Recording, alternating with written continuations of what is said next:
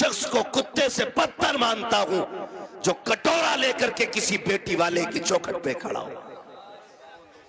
उससे बदतर कोई शख्स जमीन पे नहीं हो सकता है जो एक बेटी वाले के कुर्ते बेचने पे उसको मजबूर कर दे। और हम सरकार का दामन नहीं छोड़ेंगे। हम जन्नती हैं, मर के देख वो लाठी पड़ेगी, कोई बचाने वाला नसीब नहीं होगा। इस धोखे में मत रहना कि तेरी वजह से किसी गरीब की आंख में आंसू आए थे और तो यूं ही जन्नत में गुलाब के फूल लगा के भेज दिया जाएगा, ऐसे ही तुझे खुशबू में बसा करके जन्नत में दाखिल कर दिया जाएगा। हाथ जोड़ के गुजारिश करता हूं, पाप उतने करना जिनका हिसाब आसानी से दे सको।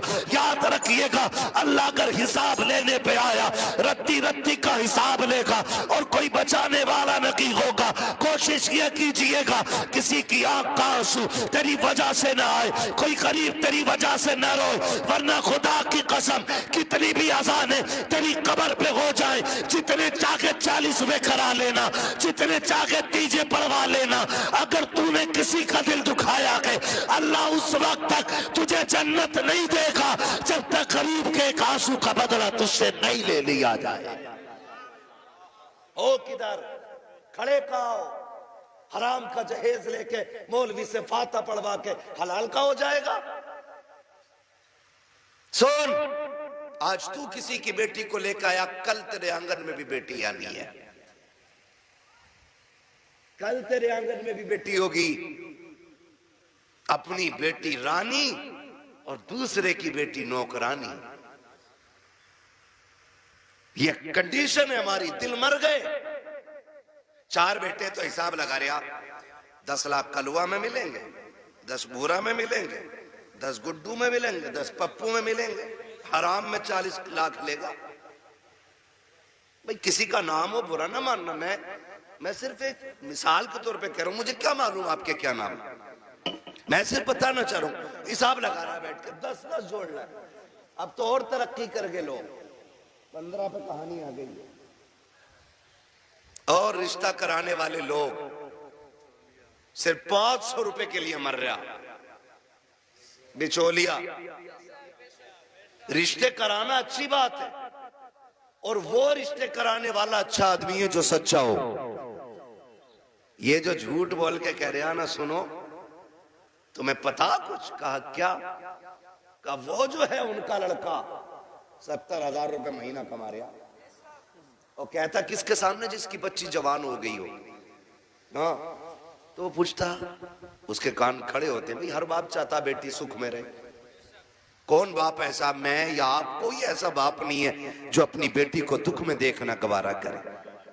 हर बाप को बेटी प्यारी होती है, हर बाप को बेटी प्यारी है।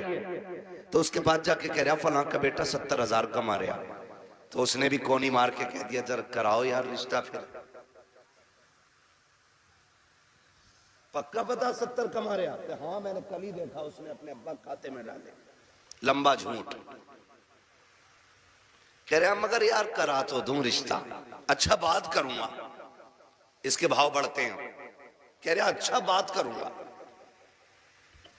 2 दिन बाद आके कह रहा रिश्ता तो हो जाएगा, लेकिन बता मैं यार लौंडे की कमाई बढ़ी है ना, तो इसलिए वो उनकी सोच रहे हैं कि रिश्ता बराबरी का मिल जाए। अब बेटी वाला समझ जाता बराबरी का मतलब यह है कि ये हराम का खाना चाह रहा। कह रहा क्या मतलब, का क्या दे दोगे तुम, क्यों? वो लड़की वाला कहता 70 कमा रहा तो 15 दे देंगे। कह रहा लो 15 तो उसको फला गांव से मिल लेते, उन्होंने 15 पे काम आनी है, और बढ़ाओ कुछ। 20 लाख पे रिश्ता तय, 20 लाख पे रिश्ता तय। जब रिश्ता हो गया, शादी हो गई ना, तो झगड़ा हो रहा कि समझाओ ये कुछ करता ही नहीं, यार ये तो 70 कमा रहा था, अब क्यों नहीं करता है? कब वो तो इसलिए झूठ बोला था ताकि रिश्ता बराबरी का मिल जाए। फिर अब जब वो बात खुल के आती है तो फिर तलाकें होती हैं। तेरे बेटे का तो कुछ नहीं जाएगा, लेकिन जिस बेटी को एक बार तलाक हो जाती है ना, उस बेटी की जिंदगी पे बहुत बड़ा दाग लग जाता है, बहुत बड़ा दाग। और बेटियों की इज्जत इतनी नाजुक होती है, तलाक तो अलग साहिब, छोड़ना तो अलग की बात है। अगर लड़की को देखने वाले आकर के एक बार जाकर के ये कहते लड़की पसंद नहीं आई है, तब लोग उस लड़की में कीड़े पैदा करना शुरू कर देते हैं। कोई कहता है कि चलन अच्छा नहीं होगा, कोई कहता है कि बच्ची का घरवार अच्छा नहीं होगा, कोई कहता है कैरेक्टर अच्छा नहीं होगा, कोई कहता नहीं नहीं नाक नक्शे की कमी रह गई होगी, कोई कहता देने के लायक नहीं है। इतनी बातें लड़की में पैदा की जाती है। और तुम्हें खुदा का वास्ता है, मिलाद वाले मुस्तफा का वास्ता हाथ जोड़ के कहता हूँ, जब बेटियों की रिश्ते की बारी आया करे तो शद्दाद हमान न बना करो, नमरूद फिरौन न बना करो, दुनिया में हाकिम न बना करो। अगर बेटी की चाहिए आपको तो किसी पे जबरन बेटी ना लो, दौलत के साथ बेटी ना लो, बल्कि झोली फैलाओ, भिखारी बन जाओ और के खुदा के वास्ते बेटी दे करके हमारी नस्लों को इज्जतें दे दे। खुदा की कसम, जब बेटियां ऐसे आती हैं तो फिर नस्लों में खालिद बिन वलीद जैसे लाल पैदा होते हैं। लेकिन ऐसा मांगे कौन? बारात भी तो लेके जाएगा। कितनी बारात चल रही है भाई? हाँ, जब निकाह इमाम पढ़ा देना तो कहते इमाम साहब कितने पैसे हो गए? और इमाम साहब ने कह दिए 5,000। गरीब इलाका होगा यार, छोटा। अगर इमाम ने कह दिया ना 7,786 तो कह रहा कौन सी शरीयत में? फिर कह रहा कौन सी शरीयत में? अब तुझे शरीयत याद आई, तेरा बाप जो हराम के खाने खिलाने के ये 300-400 लोग लेके आया, ये तेरे बाप की लाल किताब में लिखे? बेटियां मुर्तद हो रही हैं, जहर खा रही हैं तुम्हारे इन पापों की बुनियाद पर। बारात का इस्लाम में कोई तसव्वुर ही नहीं है, बिल्कुल तसव्वुर नहीं है। हक ही नहीं है कि बेटी वाला खाना खिलाए बारात को। लेकिन पहले सैंपल भेज रहा मुंहों के, कह रहा बोटी बिना हड्डी की होनी चाहिए, रसगुल्ले ज्यादा बड़े ना हो। क्यों? बगले लेके आएगा। इसने कौम का बेड़ा गर्क करके रख दिया है। एक बाप की बेटी जवान हो जाती है, बाप बेटी को देख के सूखना शुरू कर देता है।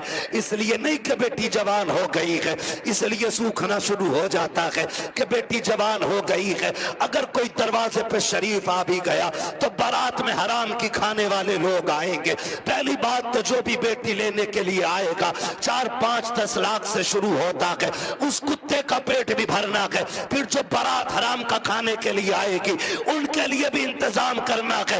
हद तो तब हो जाती है जब 400 बाराती खाने के लिए बैठे हो और लड़के का बाप बगल में परस दबा करके बारात के टेबलों पे चक्कर लगा के पूछता है नमक ठीक है कि नहीं, मिर्च ठीक है कि नहीं, कोई कमी तो नहीं रह गई है। पूछना तो ये लड़की वालों को चाहिए था, ये क्यों पूछ रहा कि तयूस की औलाद, इसको हक किसने दिया है कि ये खाने की कमी पता करे? और कितने बेगैरत होते हैं, उसके बावजूद भी उठ के कहते हैं नहीं जी बात तो ठीक है, खाना भी सही है, लेकिन नमक ज्यादा कर दिया गया है, मिर्च तेज कर दी गई है और बेगैरत नाक तक खा चुका है, तो खाने में ऐब निकाल क्यों रखा है? पहली बात तो ये है लड़के वालों को हक नहीं है कि वो बारात के खाने के बारे में पूछे और फिर ये कहे खाना कैसा है। सुन बेगैरत सुन, जब तुझे लगे कि तेरी बारात हराम के लुक में तोड़ रखी है तो कोने में झांक के देखना, उसी पिंडाल के किसी कोने में लड़की का बाप सहमा हुआ होगा, गर्दन झुकी होगी,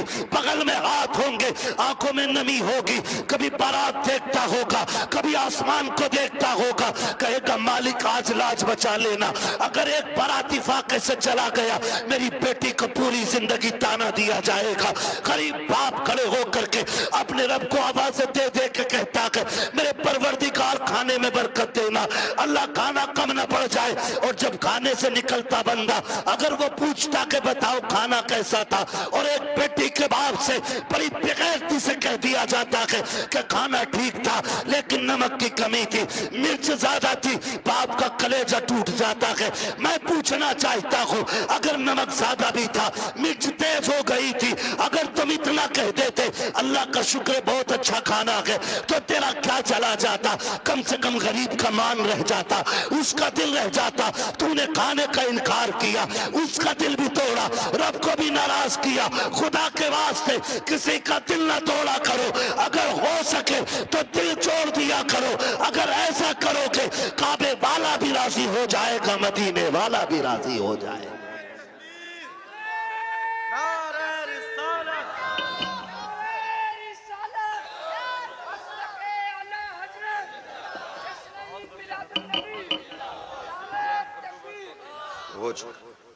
तवज्जो है सारे लोगों की? जरा कह दे या रसूल अल्लाह। खाली जलसे करने से कुछ नहीं होने वाला। तुम्हारी बेटियां मुर्तद हो जाएं, भाग जाएं गैर के साथ, और तू तस्वीर लेके बैठा रहे। इस्लाम इसकी इजाजत नहीं देता है, इस्लाम इसकी इजाजत नहीं देता है। हर वो रास्ता बंद करो जो हमारी बेटियों को मुर्तद होने पे मजबूर कर रहा है। फना की गई है, हमारी थोड़ी गई ना। एक की गई तो सबकी चली गई। हो कहां पे? तुम्हें पता है, सोशल मीडिया चेक करो, लड़कियों से कलमा पढ़वाते वो मुसलमान की प्रूफ क्या है? सूरह इखलास पढ़ ली है बच्ची, तो बताना मकसद ये नहीं होता है कि अब्दुल रशीद की बेटी है देखो कलमा पढ़ रही है। वो ये बताना चाहते मोहम्मद अरबी की दीन का कलमा पढ़ने वाली हमारे धर्म में आई है। हिसाब देना पड़ेगा कयामत में इसका, कि तेरे दरवाजे पे दौलत रख के घुन गई और गरीब की बेटी मजहब छोड़ के चली गई। तूने दीन के लिए क्या किया था? ऐसे लोगों की दौलत को अल्लाह सांप बना के गले में डालेगा, और तब कोई पीर बचाने नहीं आएगा। लिखो मेरी बात, तेरे किए का तुझी को भरना है। रस्में बना लिए, अब्बा दफन हो रहा, बेटा कब्र पे खड़े हो कह रहा मेरे अब्बा की गलती हो तो माफ कर देना। क्यों? तू कौन होता माफी मांगने वाला? गलती बाप ने की थी, माफी बाप को मांगनी चाहिए। अल्लाह कहता मुंह बंद कर, किताब बंद हो गई उसकी, उसकी गलतियों का हिसाब उसे देना, अब तुझे नहीं। आने दे, इस दिन का मेरा ऐलान था, कब्र में लिटा के इतना तोड़ूंगा कोई बचाने वाला नहीं मिलेगा। आज आ गया है वो दिन। मेरे बाप की गलती माफ कर देना। थप्पड़ तेरे बाप ने मारा था गरीब के, तूने नहीं मारा था। कमजोर को जलील तेरे बाप ने किया था, तूने नहीं किया था। माफी तेरे बाप को मांगनी चाहिए थी। रस्में बना लिए, खाली रस्में। यही मर्दों के हाल है, और औरतें भी कम थोड़ी ही है। मर जा तो उसके कपड़े नोच लेती है। हाय जी माफ कर जाओ, हाय जी माफ कर जाओ। अब कुछ नहीं होने वाला। जीते जी एक दूसरे से माफियां मांग लो,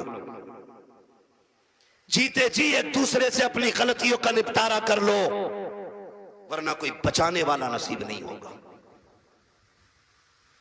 कोई बचाने वाला नहीं मिलेगा।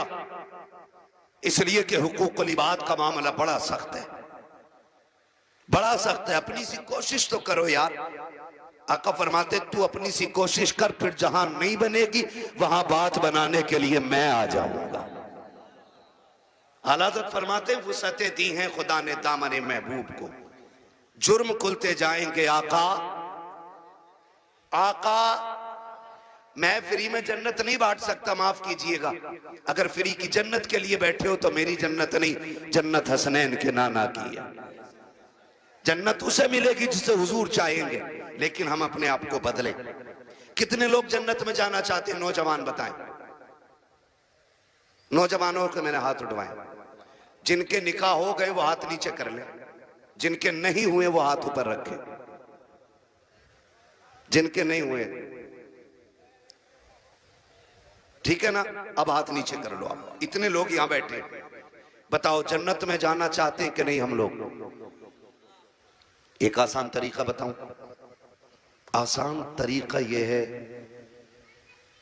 बिना डिमांड किए किसी गरीब की बेटी को अपने घर की इज्जत बना लो। तुम्हें मरने में देर लगेगी, रब को कब्र को जन्नत बनाने में देर नहीं लगेगी। हाँ, कितने लोग वादा कर रहे हैं इंशाअल्लाह जहेज की डिमांड नहीं करेंगे।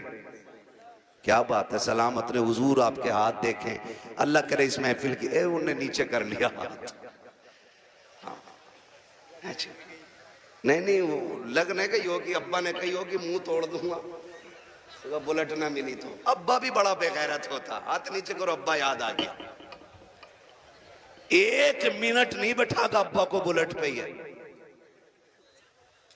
और अब्बा लिस्ट में सबसे ऊपर बुलेट लेके घूम रहा। हाँ, 1 मिनट नहीं बैठागा बुलेट पे अब्बा को, और अब्बा के हाथ में इतनी लंबी लिस्ट है। पिलाई पूछ दिया बेड में क्या इंची वाली है, 1 दिन नहीं बैठेगा बुढ़ा बेड पे। और गरीब का जीना हराम करने में सबसे आगे है। नहीं नहीं, अब्बा ही कर रहा है। तो कितने लोग जन्नत में जाना चाहते हैं नौजवान, जरा बताएं। मैं आसान तरीका बता रहा हूं, सारे जाना चाहते हैं ना? हाथ नीचे कर लो, खुदा सलामत रखे। पूर्व ससुर के देने से नहीं पड़ती है, किसके देने से पड़ती है? बहुत कमजोर लोग हो यार। हमारा रब कौन है इतना पता है ना? तो फिर बोलो, किसके देने से पूर्व पड़ती है? तो ससुर से मांगना चाहिए कि अल्लाह से? बोलो किससे? तो इसे कुत्ता ना कहूं जो ससुर के आगे यूं कह रहे हैं 10 लाख चाहिए, कोई दिक्कत ना ना। कुत्ता वो खाता जो फेंका जाता है, और ये कुत्ते से बदतर है जो छीन के ला रहा है। कितने ऐसे लोग हैं ना, कितने होशियार होते हैं, इतने होशियार होते हैं। रिश्ता करा दो साहब, कोई डिमांड करना ना, कुछ ना, खाली लड़की दिलवा दी। खाली लड़की मिल गई, फिर बिचौली आके कहता सुनो कि हाँ, कि लोग बड़े अच्छे शरीफ हैं, कुछ भी ना मांग रहे, लड़की कह रहे लेकिन यार तुम कुछ गैरत करियो। बिचौलिया भी बड़ा बड़ा बना हुआ पड़ा। अगर इसकी कुटाई का नंबर आ गया ना तो कोई बचाने वाला नहीं मिलेगा। कोई कोई बिचौलिया, सबको नहीं कह रहा हूं, जो अच्छे वो तो अच्छे ही है। एक दूसरे का मुंह ना देखा करो, मुझे दोनों ही चोर लगते हैं। फिर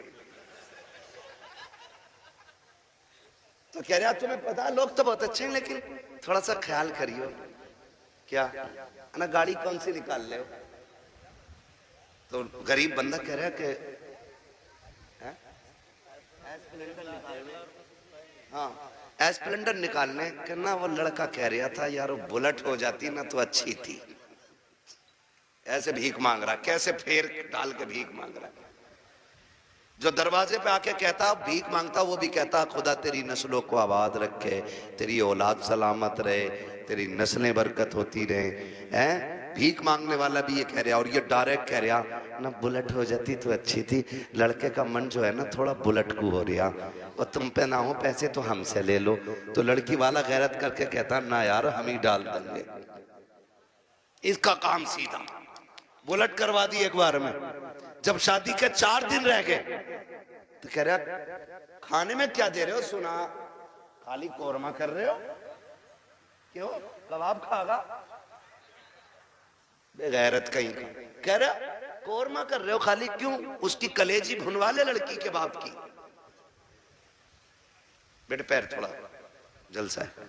कह रहा खाली कोरमा कर रहे हो? कि हाँ। कहना वो ये कह रहे थे ना बिरयानी भी हो जाती और थोड़ा हलीम और बढ़ा दियो।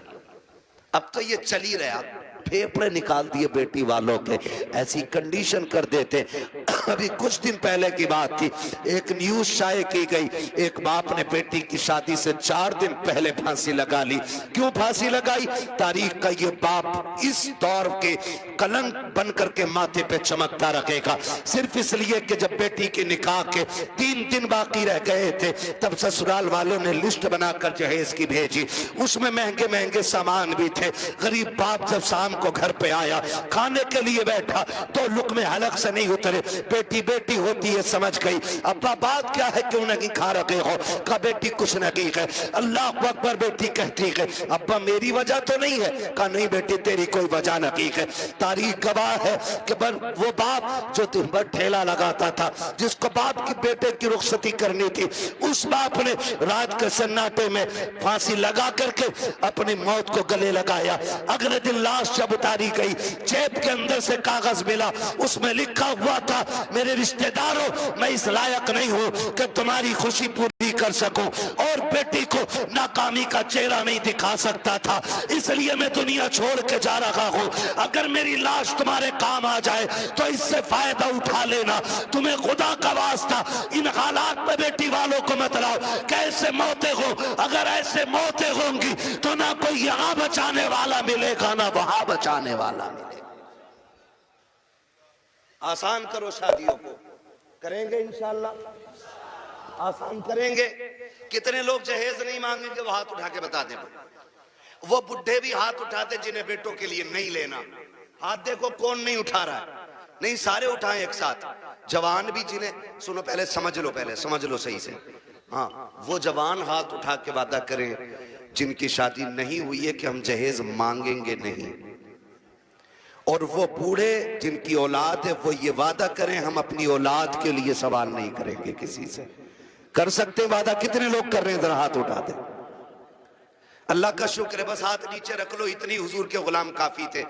बाकी को तो देख लेना मैदान महशर में, सब पता चल जाएगा। बस इतने लोगों ने हाथ उठाया, अल्लाह करे इतने लोग ये डिमांड बंद कर देंगे ना, तो अगर ये 200 लोगों के हाथ उठे ना तो इंशाल्लाह 200 बेटियों का जीना आसान हो जाएगा। और मेरा नबी आया ही बेटियों की जिंदगी आसान करने के लिए है। इसलिए 12वीं की इस महफिल में मैं बेटियों की इज्जत के हवाले से कहना चाहता हूं, खुदारा इतना आसान कर दो निकाह कि बेटियां सुबह फजर में उठ के कहा करें शुक्र मालिक तूने हुजूर की उम्मत में पैदा कर दिया है। हाँ जी, अल्लाह सलामत रखे, क्योंकि हुजूर आए बेटियों को जीने का सलीका मिला है। और बेटियों से भी एक बात कह जाऊं आखिर में, कह दूं बेटियों से भी एक बात, आखिरी बात है, बेटियों से भी कह दे रहा हूं। बेटियों से गुजारिश है, कभी भी अपने बाप के सामने खड़ी ना होना। खड़े होने का मतलब यह है कभी बाप के मुकाबले में ना आना। कभी ऐसा नहीं होना चाहिए कि बाप के जायज फैसले पे तुम इनकार करो। कभी ये मत कहना, आज जो रस्में चल गई है ना, जो कुछ नकाब पहन के सोशल मीडिया पे बच्ची आई, या आप देखें प्रेस कॉन्फ्रेंस में आके कहती हैं कि हमारी आजादी हमारा हक है, हम नकाब क्यों पहनेंगे, हमें जरूरत नहीं है। ऐसी बच्चियों को देख करके कई बच्चियों की सोचें बिगड़ती जा रही हैं। मैं बेटियों से गुजारिश करना चाहूंगा, कभी बेटियां बाप के मुकाबले में आके खड़ी ना हो, और कभी ये ना कहें कि मेरा जिस्म मेरी मर्जी है, मेरा वजूद मेरी मर्जी है। मेरी बेटी अगर रुखसती की बात निकाह की आए ना, तो कभी बाप से जहेज की फरमाइश ना करना। कभी ये मत कहना अपने बाप से कि अब्बा जैसा फलां की बेटी को जहेज मिला वैसी मैं लेके जाऊंगी, इसलिए कि हो सकता है तेरे बाप का कब्जा ना हो। इसलिए कि हर बाप अपनी बेटी को अपनी हैसियत से बढ़ के ही देना चाहता है। ये क्लियर, हर बाप अपनी बेटी को सुन रहे हैं, हैसियत से बढ़ के ही देना चाहता। इसलिए बेटियों से गुजारिश है, अगर रुखसती की बारी आए और बाप पूछ भी लेना बेटी बता क्या क्या चाहिए, तो उसके कदमों में बैठना और उसके आगे दुपट्टे की झोली बनाना, कहना अब्बा अगर देना है ना तो चंद मोहब्बत की दुआएं बेटी की झोली में डाल दे, इसलिए कि तेरी दी हुई महंगी वॉशिंग मशीन 4 साल में खत्म हो जाएगी, तेरा दिया हुआ फ्रिज 3 साल में गल जाएगा, तेरी दी हुई बाइक साल 2 साल 10 साल में टूट जाएगी। प्यार भरी दुआएं दे दे आखिरी सांस तक काम आती रहेंगी।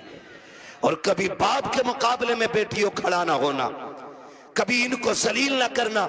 मुझे तो हैरत होती है वो बेटियां जो बाप की मर्जी के बगैर किसी के साथ भाग जाती हैं, उनकी हिम्मत कैसे हो जाती है कि वह बाप के चेहरे पे कलंक लगा जाती हैं। उन्हें भरोसा कैसे हो सकता है 2 घंटे नाली पे बैठ के बात करने वाले नौजवान पर कि जो अपने बाप की इज्जत की फिक्र नहीं कर सकता, वो तेरी इज्जत की रखवाली क्या करेगा। और मैं नौजवानों से कहूंगा, ऐसी बेटियों से कभी निकाह न करना जो शादी से पहले तुमसे फोन पे बात करती हो, इसलिए कि जो अपने बाप की इज्जत की रखवाली नहीं कर सकती वो अपने शोहर की इज्जत की रखवाली कभी नहीं कर सकती है। नारे रिसालत के आला हजरत। आपसे कहना चाहता हूं, मत कीजिए ऐसी बच्चियों से शादियां जो शादी से पहले आपके साथ फोन पे बात कर रही हैं। इसलिए कि जितना बाप ने एहसान तुम पे किया है ना बेटियों, तुम्हारा शोहर नहीं कर सकता है, नहीं कर सकता है। और ये तेरा मजनू लुल, ये 3 घंटे मच्छरों से कटवाने वाला नाली पे बैठ के और कह रहा तुझे चांद तारे दिखाऊंगा, जो खुद मच्छरों से नहीं बच रहा ये चांद तारे दिखागा। हाँ, और फिर बाप की इज्जत पे कालिक पोतने वाली बेटियों का अंजाम या तो फ्रिज में टुकड़े मिलेंगे, या बोरी में रोड पे मिलेगी, या ईख के खेत में टुकड़े मिलेंगे, या फ्रिज में पैक मिलेगी। इसलिए कि लव मैरिज के अंदर कितने दिल तोड़े जाते हैं, कितनों की इज्जतें उड़ाई जाती हैं, कितने दिलों से खिलवाड़ होता है, ये कोई नहीं जानता है। इसलिए इस तरह की शादियों पे लानतें बरसा करती है। अरेंज मैरिज कर, माँ बाप की मर्जी से कर, खुदा की कसम जिसमें सबकी रजा होती है उसी में खुदा की रजा होती है।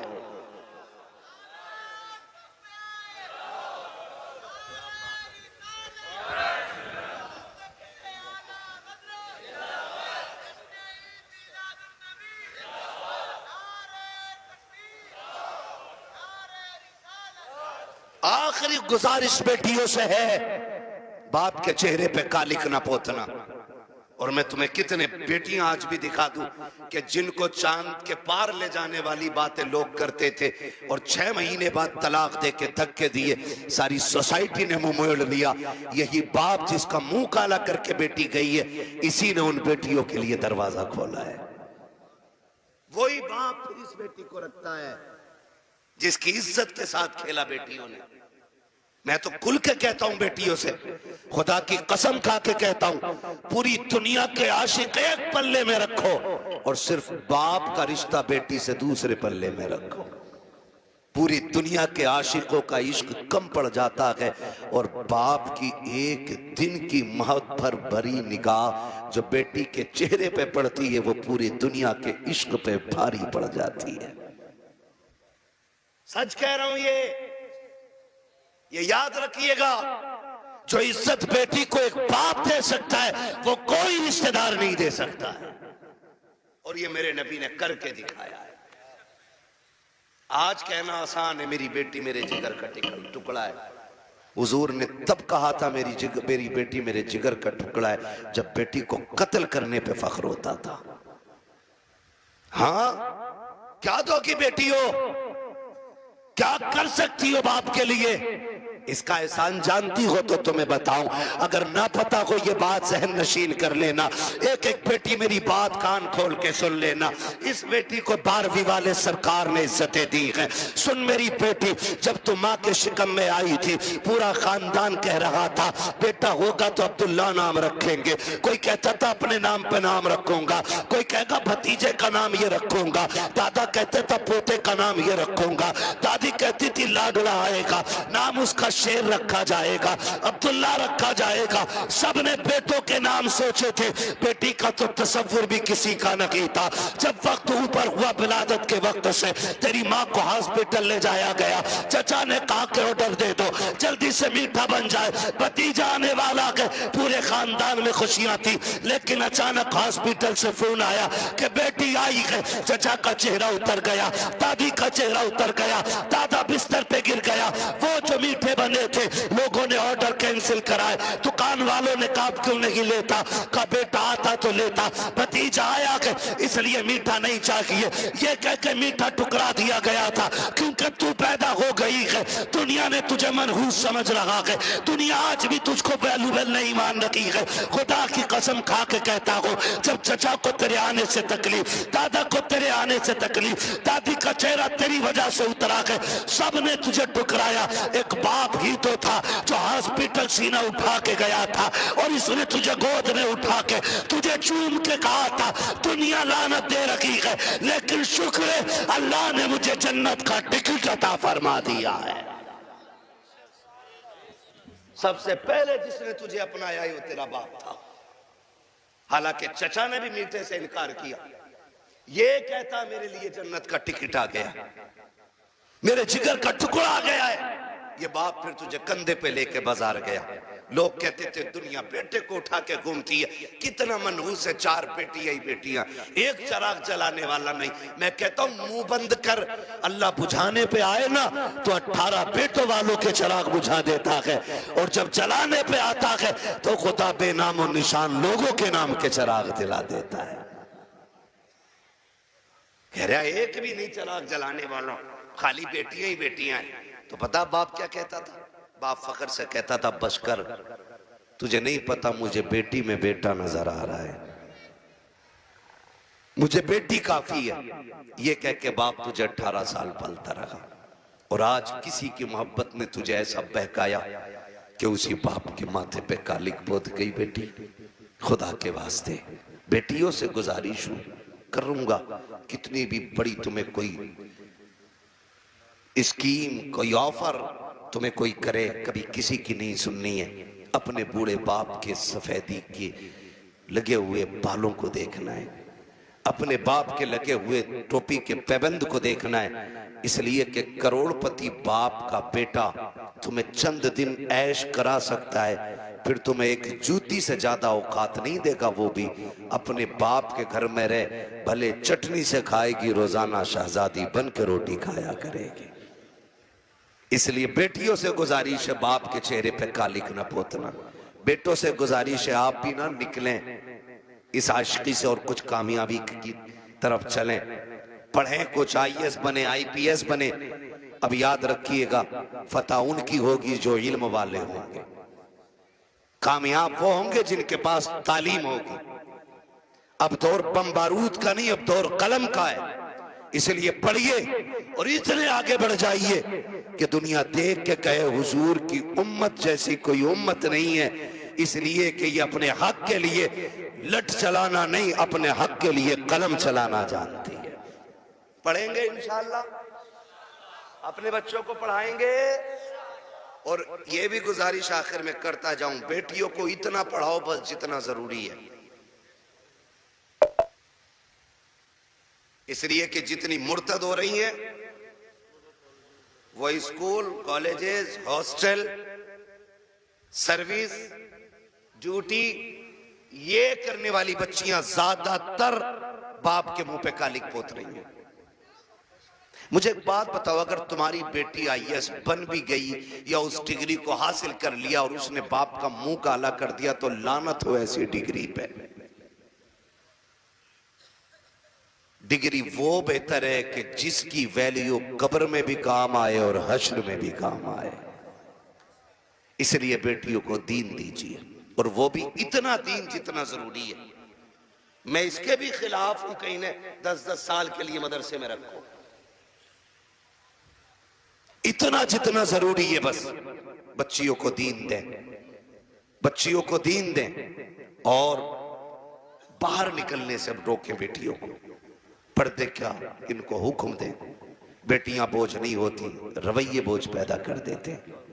नहीं भाई इतना नहीं बोल पाएंगे, 1 घंटे से ऊपर बात हो गई है। मैं अब दीवाने, तुम मुझे मेरी बात सुनो।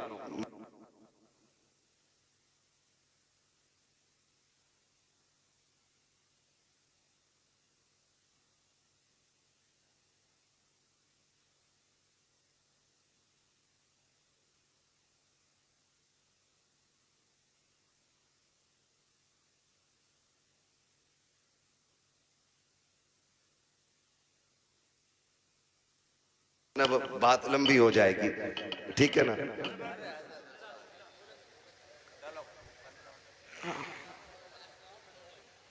आओ यहां आओ, मैं माइक आपको दे रहा हूं, आप बोलो। हाँ हाँ अच्छा,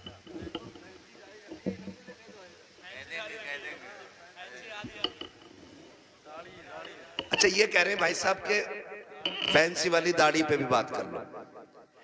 मेरे भाई इतनी कमियां हैं कि एक दिन में सारी बातों पे बात तो नहीं हो पाएगी, ठीक है ना भाई? मेरी गुजारिश है दाढ़ियां पूरी रखो और पैंटे ना पहना करो, कुर्ता पजामा पहना करो। हुजूर का दिया हुआ लिबास पहना करो, दाढ़ियां पूरी रखो और कटना निकालो, ठीक है ना। इस चीज से बचिएगा। हुजूर की सुन्नत है और ये वो सुन्नत है जो वाजिब के हुक्म में, ठीक है ना भाई, सुन रहे मेरी बात। हाँ, अल्लाह आपको सलामत रखे। कोशिश ये करें कि अपना जाहिर अपना बातिन मुकम्मल बिल्कुल हुजूर की दीन की रोशनी में होना चाहिए। मेरे भाई ने एक दर्द था सीने में, मुझसे कह दिया, मिंबर की तरफ से भी फरमाइश हो रही है, अभी इस टॉपिक पे और बोलें या इस मौजू पे और बोलें। एक दिन में उतना ही सबक बेहतर है जितना याद हो जाए। करेंगे इंशाअल्लाह इन बातों पे अमल। गुस्से में तो नहीं देख रहे, देखोगे भी तो क्या बिगड़ता है। कोशिश ये कीजिएगा कि रवैये बेहतर करें, बेटियों को भी दीन दें, बेटों को भी दीन दें।